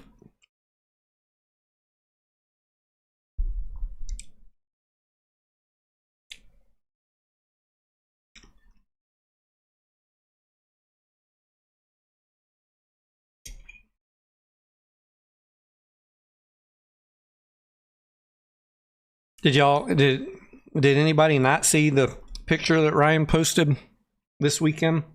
The blonde chick with the GameStop hat?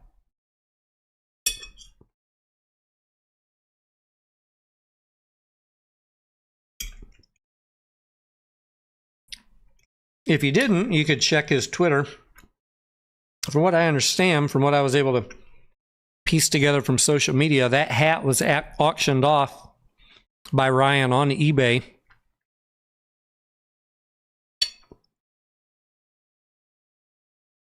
Someone won the bid, paying more than $4,000 for a black GameStop hat.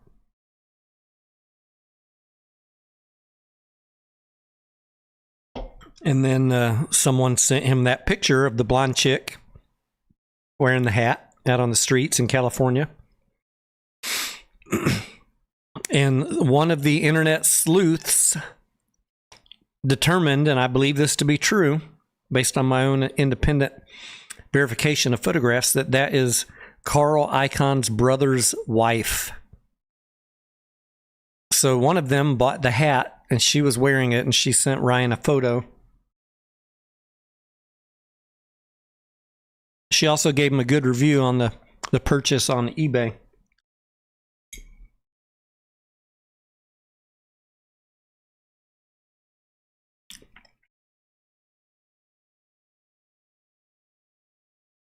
So Ryan getting a lot of support, coaching, and advice, I imagine, from the Icon family, the kings of leveraged buyouts.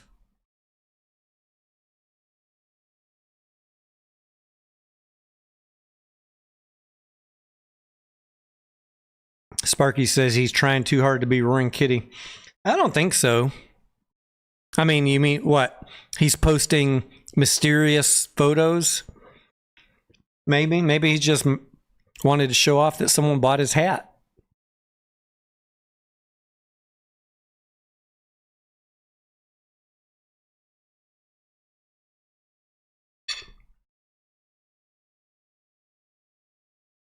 For me, the most interesting thing, if that is Icon's brother's wife, very telling who he's buddy with. And nothing wrong with that. He's got to get advice from somewhere. Icon's a good person for this kind of old school LBO.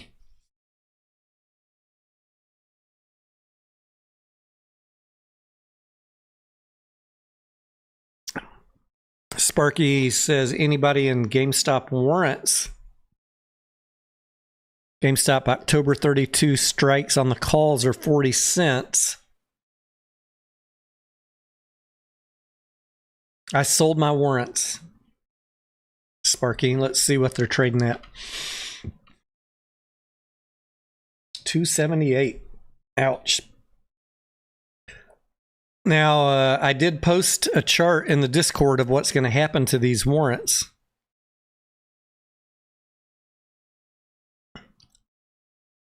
Without news, you're going to see this. Draw.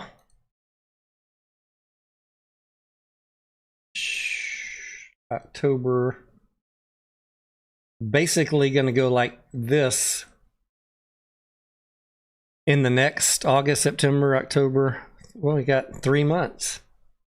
If there's no news, you're going to be wiped out on these warrants and starting really hard, wiped out in about 30 days.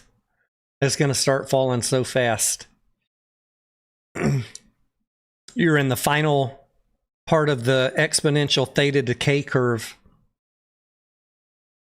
Obviously, there's a curve here, and it's not a straight line down, but it's gonna fall hard unless Ryan, extends the expiration date, which is probably why they're even trading at 278. Hope, and thinner liquidity than the call options, because for 278, you got exposure, derivative exposure at $32 until end of October. You could go into the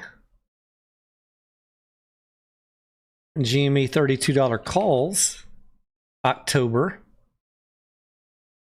and buy that same derivative exposure for 50 cents. 278 or 50 cents for basically the same exposure. You get a little bit of maybe, you get a little bit of hopium that the warrants could be extended, but why, he doesn't have to. I don't know. Hope is not a strategy.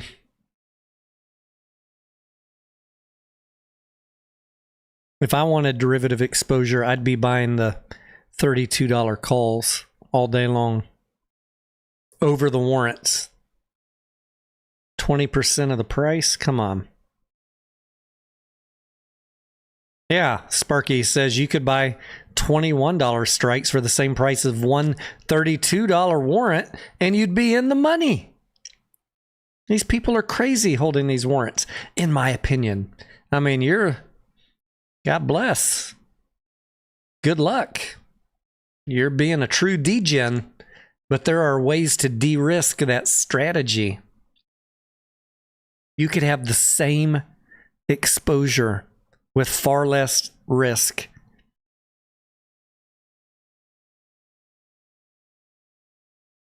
You could even swap them out and pocket money. Sell the warrant, buy calls, have the same derivative exposure, and pocket cash today. Your risk is the options expire at the end of October, middle of October. The warrants may or may not get extended. I don't know. If I was Ryan, I would not extend them. That's just dilution overhang. He don't need that. He gave you a little dividend. People that were clamoring for one, little bonus for you to sell and pocket some money. Little upside participation that didn't really materialize. Now you're in the final days.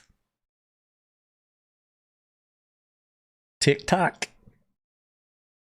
Now, there are people absolutely convinced that Ryan has a plan,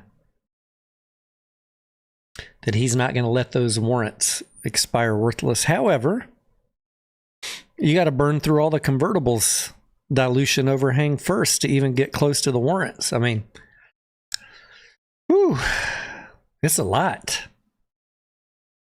There better be some hella good news.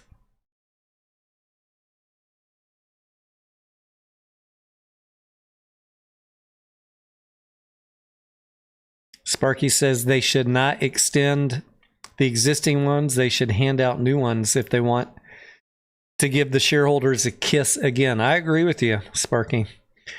If I had to put money on it, they will not extend. But, you know, how often has Ryan done things exactly the way that people on social media want it to be done? Almost never. So he's not likely to extend them. He gave you the gift. Some of y'all took the profits. I took the profit. And some of y'all are on a hope and a prayer. I hope it works out for you.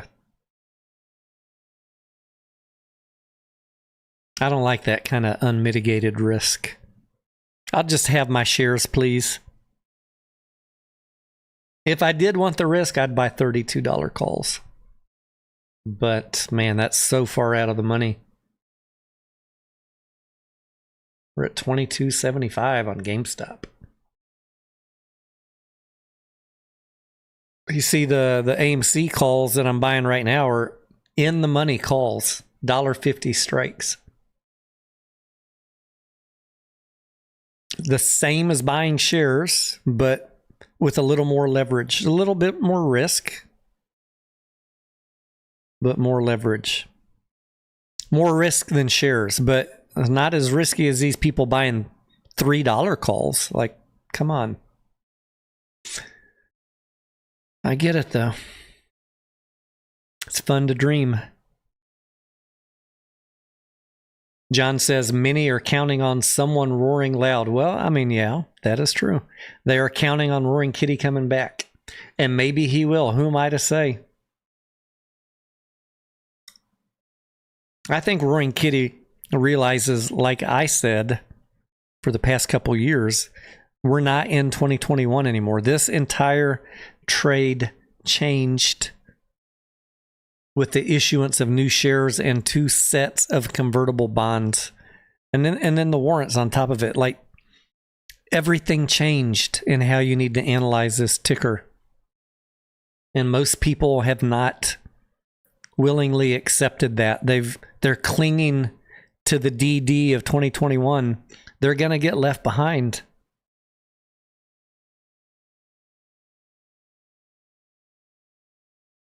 They're going to be frustrated, wailing and gnashing of teeth, complaining that Ryan's not on their side. He's on the side of GameStop. You better get on his side.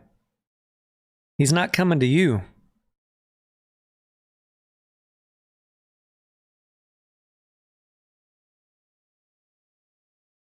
He's clearly demonstrated he's on the side of GameStop getting eBay, and you better understand what that means.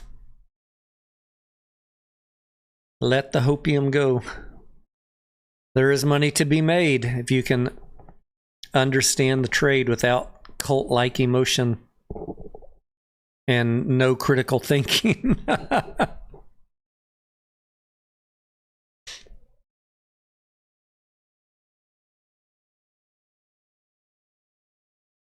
10 minutes, ladies and gentlemen. 10 minutes to go.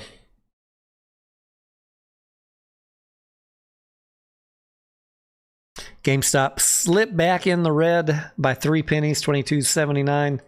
AMC, oh no, $1.73, down 8%.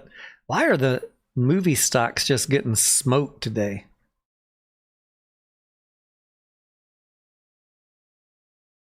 Unbelievable.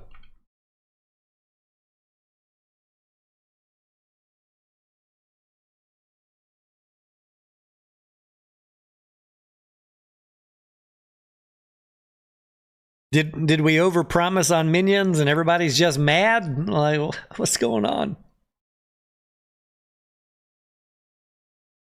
What is the news out there that we missed?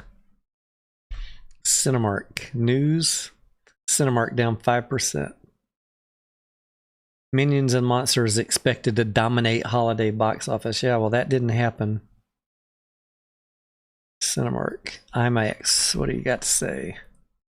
News. IMAX could be 24% undervalued on Russell 2000 index inclusion. Yeah, well, guess what? Since you wrote that article 4 days ago, Simply Wall Street, it's down another 7% today. We like it, though. I got a new entry target on IMAX.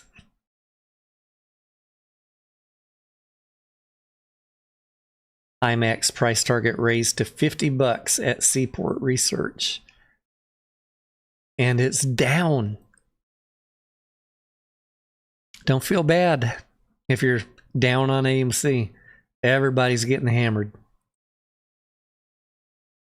God dang, the IMAX chart looks brutal since mid-June.